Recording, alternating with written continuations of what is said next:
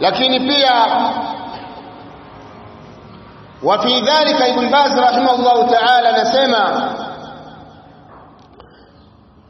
wa fi dhalika aywan min al-masalih anna fi tazawuj al-insani min huna wa min huna wa min huna, miongoni mwa maslahi ya mtu kuoa sehemu hii akaoa sehemu ile akaoa huku akaoa kule, wujudu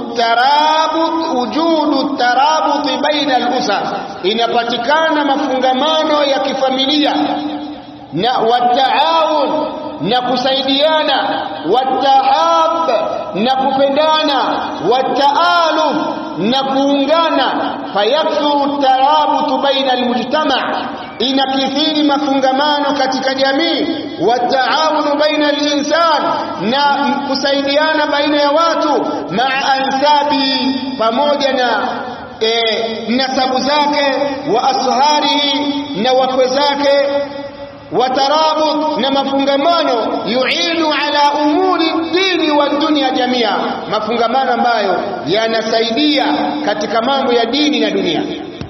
Nadhani mmeelewa. Mtu anapooa, kwa mfano, mke wa kwanza kaoa Nzega, mke wa pili kaoa Dar es Salaam, mke wa tatu kaoa Mbeya, mke wa nne kaoa Dodoma, tayari ashapata ndugu sehemu zote hizi, ashapata ndugu. Wewe kesho na kesho kutwa umezaa mtoto wako amefaulia shule, anatakiwa kusomea Mbeya, na mume wako alioa Mbeya, hapati shida kwa sababu kule nyumbani yale mafungamano. Wewe hapo uko Nzega, lakini inawezekana ukaumwa hospitali za hapa akakupiga rufaa, huyu apelekwe Muhimbili.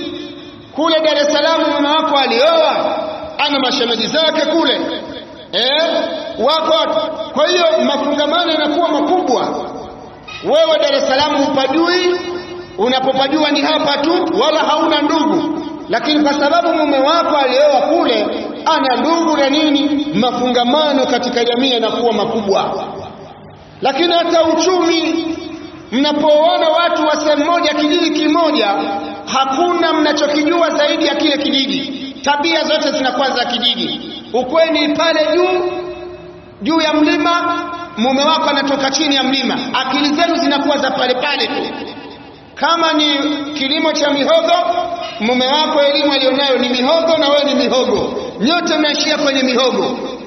Lakini akiwa ameoa mwingine wa kulima ndizi Bukoba, mwingine kalima mikorosho, mwingine nazi, kidogo akili inapanuka. Yawezekana wewe akili yako huna ushauri kwa mume wako, akaja mke wa pili akabadilisha familia, akaambia unajua mume wangu, sisi baba yangu au anafanya kadha na kadha, tukifanya kwa huu mtaji mdogo tunaweza tukafaulu.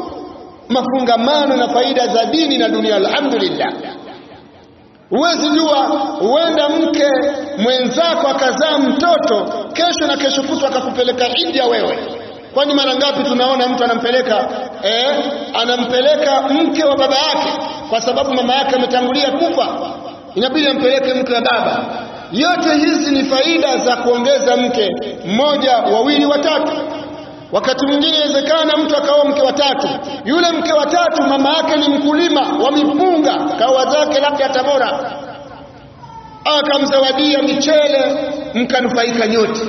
Kwa hiyo hizi ni katika faida za kuoa mke mmoja, wawili, watatu. Lakini wao wanaweka ngumu tu, naweka ngumu, maisha yanazidi kuwa magumu. Na katika siri ya kuoa mke zaidi ya mmoja ni maisha kufunguka. Maisha yanafunguka, yanapendeza. Ukiona maisha yanakuwa magumu katika familia, mshauri mume wako aongeze mke.